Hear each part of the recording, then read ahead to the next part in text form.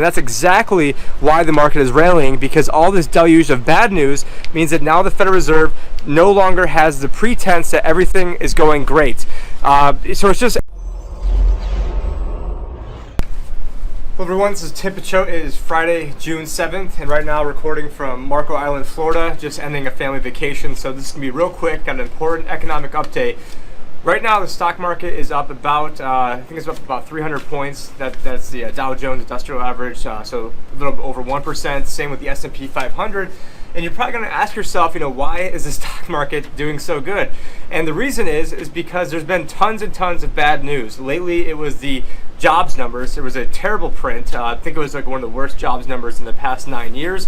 I don't have very many notes in front of me. As you can see, just have a very few notes, so a lot of this is off the top of my head. But as this is a theme that I've been talking about for a while, is the bad news is good news. And what we had happen before Trump even got in office, I had a presentation. I released it, in March is when I gave, right after he was inaugurated, called "The Trump Effect: Why Good News is Bad News." And the entire premise is that that Trump would do some good things to help juice the economy, such as some of the tax cuts. Although was not in favor of how the tax cuts ended up happening, because it mainly just led to companies repatriating their money back from overseas, which then led to stock buybacks, which then led to higher earnings per share. But that was going to be a temporary move, as this is something that George W. Bush did in I believe it was 2005, but again, that's there's only so many times you can pull that rabbit out of the hat. And so the entire premise of the Trump effect and why good news is bad news is that there'd be all this all this good news, especially relative to what Obama was doing, and then eventually what would happen is that the Federal Reserve would lose the excuse to not cut rates, and then the rate hikes would then lead to the stock market going down. Now October 3rd, I came out with originally it was a client update, and I did send it to people who did opt in to an email list, which I think I've only sent. I think that's actually the last opt-in email I even sent. So just a quick plug. We did have the Vocalypse the other day, where Carlos Meza, or whatever the hell his name is, didn't like that Steven Crowder was referring to him and using the gay G word when here I am, a very prideful pants over here, but even though his handle was gay wonk and did all this other stuff, it doesn't matter. They're a protected class that they can call for doxing us, and they can call for all this stuff on us, but you're not allowed to do anything to them. But I have been saying, if you guys want to text the word Libertyadvisor, and the number is 71441. So the number you're going to dial is 71441. I guess you're not going to dial anything. And the text, you're going to text that to in the body will be Libertyadvisor.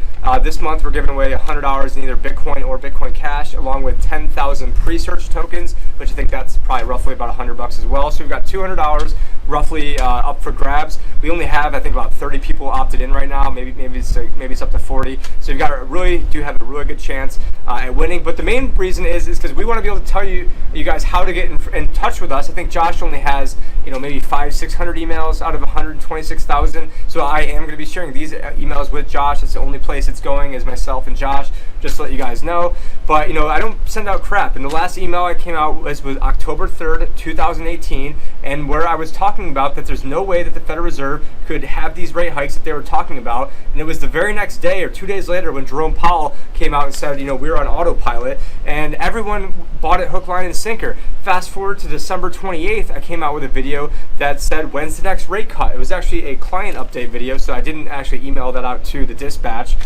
So I'd highly recommend you guys sign up for that, because we need a way to keep in touch. Because right now, with Steven Crowder being demonetized, our good friends Press for Truth, Dan Dix, being demonetized, I'm sure it's only a matter of time before we're completely demonetized. Although right now it's just Josh and John who are benefiting from the monetization, because basically I wanted to be able to get the word out, and so I'm very grateful they're giving me a platform. But to keep things back on track, because I have gotten a little bit off track here, is that when all this bad news was coming out recently, it meant that now the Federal Reserve now had another excuse to lower rates. And so what seemed like a crazy thing for me to say December 28th was, hey, it's only a matter of time before the Fed has to cut rates. And, I'm just sort of shocked it's taken people this long to realize that was basically a tinfoil hat type theory that I was coming up with when I was talking about how the Fed, it was only a matter of time before they had to cut rates again. And that's exactly why the market is rallying, because all this deluge of bad news means that now the Federal Reserve no longer has the pretense that everything is going great. So it's just absolutely crazy times that we are living in right now. And another thing that Jerome Powell said is that we need to have this economy that we are going to basically do anything at all costs in order to basically keep the economy going. And what they mean by the economy is the stock market. I mean, people use those words synonymously. It's definitely not synonyms. But when he says, at all costs, I'm trying to think, what if you're, MC Hammer and he's saying, well, I need to keep my spending up at all costs. Well, maybe you got to take out loans and you got to go, pawn stuff off, and you got to go, use different assets as collateral. Well, then eventually you get to the end of the rope and you're done. And at all costs means, basically your entire lifestyle is done.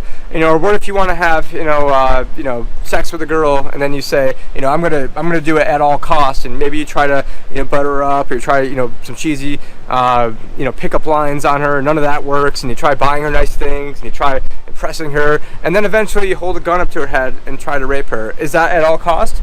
Or what if, you're at a party and you're like, I need to keep this, high going, and I need to, you're like a drug addict, and you're like, we need to keep it going. So all of a sudden now you're taking more and more drugs, you're taking harder and harder drugs, and maybe now you've moved on from, opium to, cocaine. You're taking more and more cocaine, and now maybe you're taking heroin, and now maybe you're taking fentanyl, which apparently is 1,000 times stronger than heroin. Then I just discovered there actually is something called carfentanil, which is now, I guess, 1,000 times stronger than fentanyl, which is, crazy, the stuff that's that we're getting into. But eventually, because you want to keep that high going, you're gonna die. And so I think those are actually very good analogies to make, because if you really think about it, we are overdosing on all this cheap money. We're overdosing on these low interest rates.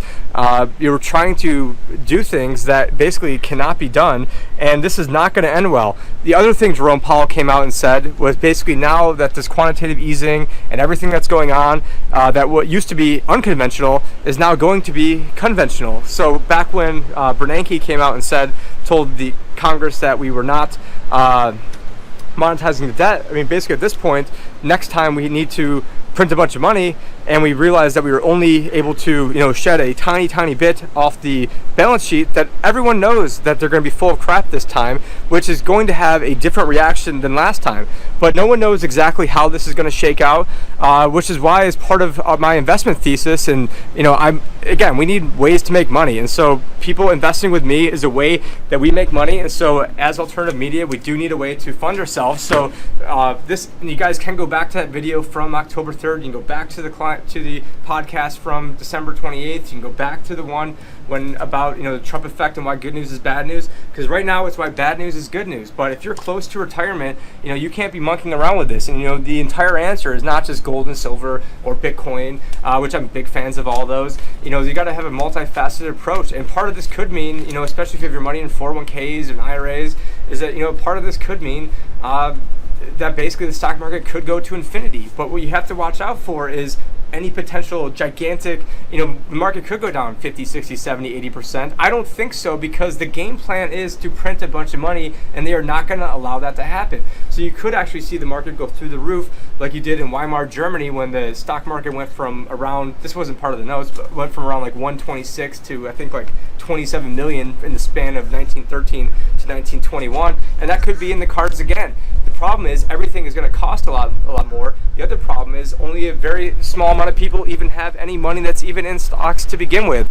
And so, when everyone's going to talk about income inequality, and you've got Bernie Sanders giving an address over at Walmart the other day as part of their investor presentation, talking about Walmart needing to step the game up and raise their wage, even though they're already at $11. Well, it's not going to matter. I mean, someday you could have a $50 minimum wage, but if everything, if a loaf of bread ends up costing $50, then it doesn't really matter.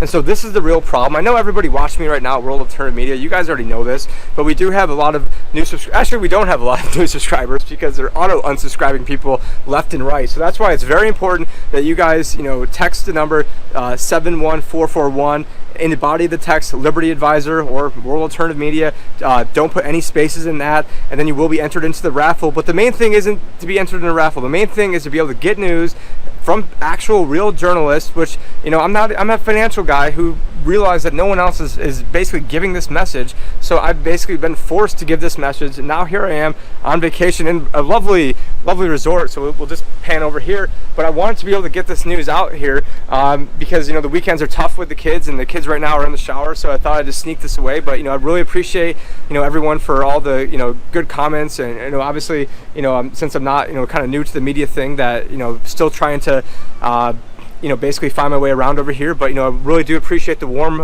reception that we've gotten so far. But, you know, make sure that you know, share the videos. Make sure that you know, give us your email. And the email is not so we can sell it off to other people. It's not so we can bombard you and spam you with a bunch of crap. I just mentioned the last email I sent out was October 3rd, 2018, because that's not my deal. Isn't spam people. I'm trying to build. You know, we're needing money so that we can. I just hired a virtual assistant that I hope to share with Josh and John.